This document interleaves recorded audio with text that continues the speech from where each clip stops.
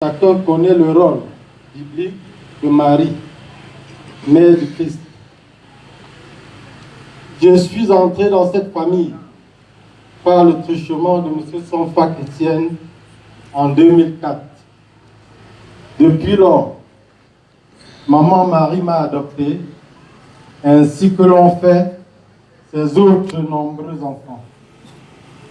Je retiens d'elle le sens de l'encadrement familial, de l'amour du prochain, de l'aider au travail, de l'altruisme, qui sont les valeurs qui ne courent pas les rues aujourd'hui et qui devraient nous habiter.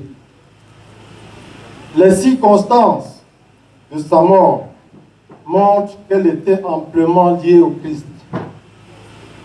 Ayant été victime de malaise, elle arrive à Douala à un virage crépusculaire de l'année 2017 et fête la Saint-Sylvestre avec les siens, en tenant à y imprimer sa marque par une participation pécuniaire ayant marqué les esprits, notamment ceux du voisinage, devenus fraternels et familial. Elle a ensuite regroupé sa famille autour d'elle et a eu la grâce de partager ses derniers instants avec elle. Son dernier petit-fils, né quelques semaines avant en Belgique, était de la partie.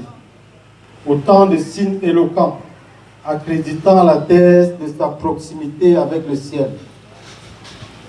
En me projetant dans le temps, j'ai le souvenir qu'il y a un an, et plus précisément le 6 janvier 2017, elle était venue à Douala chez M. Sonfac.